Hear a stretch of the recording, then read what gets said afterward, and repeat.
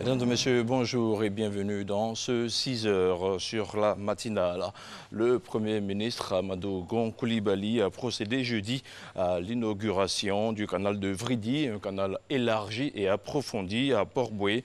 68 ans après sa première mise en service, l'ouvrage à l'origine de la création du port autonome d'Abidjan ne répondait plus aux exigences de l'industrie maritime internationale, une industrie caractérisée par l'augmentation du flux des marchandises. Ce redimensionnement du canal de Vridi, qui a nécessité un investissement de 150 milliards de francs CFA, a été suivi par Jean-Louis Bambo. Un événement que la communauté portuaire d'Abidjan a voulu marquer d'une pierre blanche. L'inauguration du canal de Vridi élargi et approfondi marque un tournant important dans la vie du port autonome d'Abidjan. Un port en quête de compétitivité et confronté à la montée en puissance des ports des pays voisins. Le canal de Vridi, qui restait parfois fermé 10 heures par jour selon les conditions hydrodynamiques, ne le sera plus.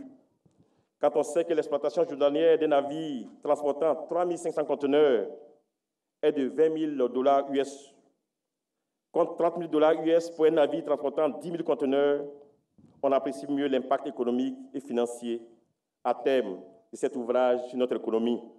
Beaucoup plus de dynamisme dans les activités portuaires, un regain de compétitivité, de nouvelles perspectives pour l'économie nationale, surtout pour la communauté portuaire d'Abidjan.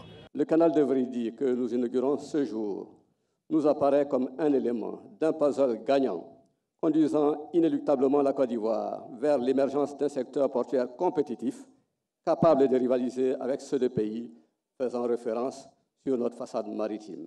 Le nouveau canal de Vridi peut désormais accueillir des navires pouvant atteindre les 350 mètres de longueur, avec 14 à 15 mètres de tirant d'eau et pouvant transporter jusqu'à 10 000 conteneurs.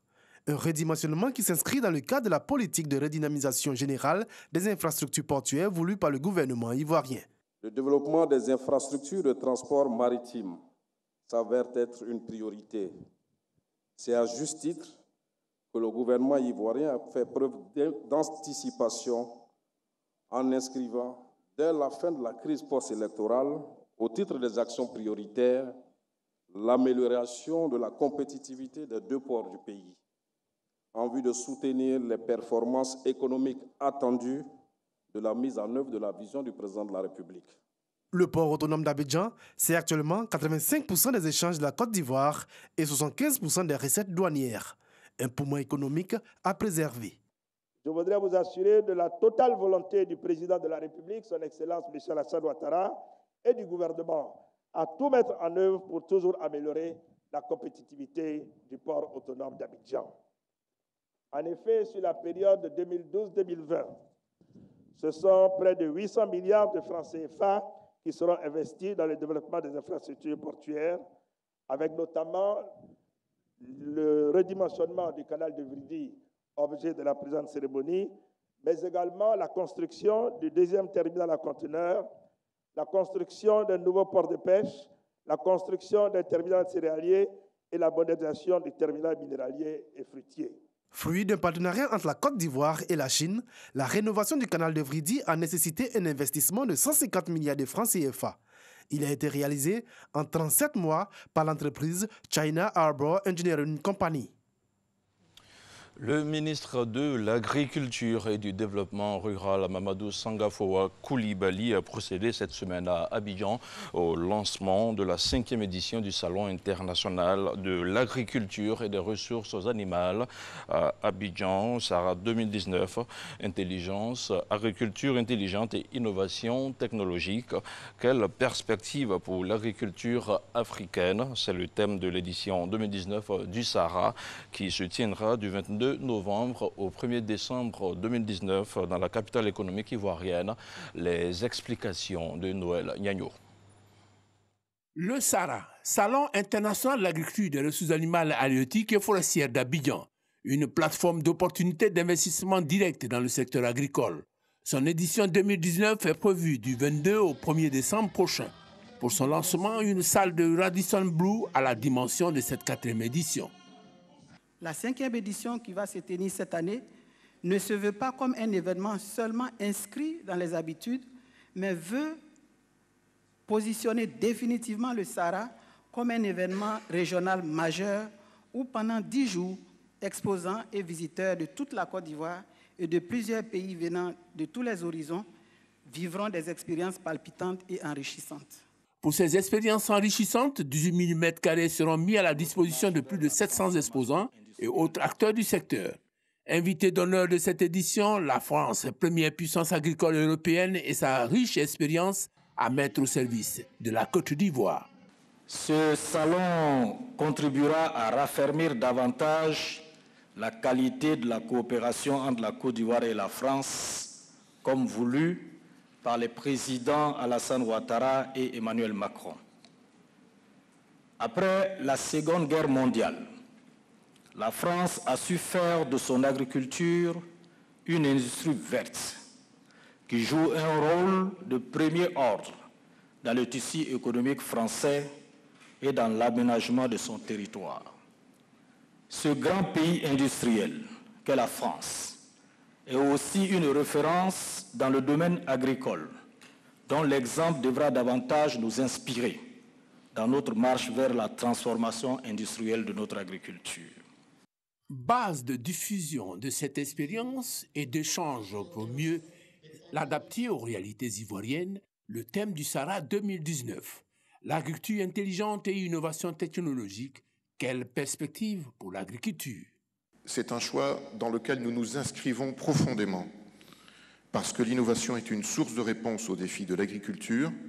Elle ouvre des perspectives pour mieux connaître les ressources naturelles. Elle rend les métiers aussi de l'agriculture plus attractifs. Voilà situé tout l'attrait de cette 4e édition pour laquelle les organisateurs attendent plus de 300 000 visiteurs sur 10 jours. Nous terminons ce journal avec cette note d'éducation. La ministre de l'Éducation nationale, de l'enseignement technique, de la formation professionnelle a réaffirmé hier jeudi la nécessité des cours de mercredi. Kandia Camara s'exprimait à l'occasion des rendez-vous du gouvernement à l'auditorium de la primature au plateau autour du thème « Les actions du gouvernement pour un système éducatif de qualité ». Le reportage de Sephora Zegui est commenté par Grace Kando. Cette 2e édition des rendez-vous du gouvernement pour l'année 2019 permet à Kandia Camara, ministre de l'Éducation nationale, de l'enseignement technique et de la formation professionnelle, d'entretenir la presse nationale et internationale sur la politique du gouvernement en faveur de l'éducation, mais aussi sur les questions brûlantes de l'actualité. Il s'agit notamment de la grève des enseignants, en rupture avec la trêve sociale signée par les plateformes syndicales et le gouvernement en 2017. Nous avons entamé les discussions le lundi. Nous avons poursuivi les discussions le mardi. Mais le mardi, certaines plateformes se sont retirées. Mais le lendemain, ils sont revenus à la table de discussion. Les discussions se déroulent dans de bonnes conditions, dans un bon esprit. Et nous osons croire que d'ici la fin de la semaine, les syndicats qui ont lancé des mots d'ordre de grève vont les lever afin que tous les enseignants reprennent les cours dès le lundi. Sur la question des acquis majeurs de 2011 à 2019, la ministre assure que le gouvernement a accru l'offre éducative à travers la construction et la réhabilitation de plusieurs infrastructures. Aujourd'hui, le parc scolaire totalise 2834 écoles préscolaires, 16 957 écoles primaires, 1778 établissements secondaires, 16 CAFOP, 237 établissements d'enseignement technique, 307 établissements de formation professionnelle. Il y a tout de même des défis à relever. Le gouvernement dit consentir d'énormes efforts. Les défis les plus significatifs se résument à satisfaire les besoins en construction d'infrastructures scolaires, combler définitivement le déficit en enseignants et personnel d'encadrement, atteindre le taux de 25% de préscolarisation et de 100% de scolarisation à l'horizon 2025. Pour les perspectives, le programme social du gouvernement 2019-2020 prévoit un recrutement exceptionnel de 10 300 enseignants du primaire et du secondaire, construction de 200 collèges de proximité, 7 lycées de jeunes filles, 4 centres de formation professionnelle et l'ouverture en septembre prochain du lycée d'excellence de Grand Bassam pendant 1h30, Kandia Camara a traduit l'engagement du gouvernement ivoirien à faire de l'éducation le socle de l'émergence de la Côte d'Ivoire en assurant pleinement ses responsabilités. Ainsi se referme cette première tranche d'informations au cœur de la matinale. Marcelin et Alix, je vous passe le relais.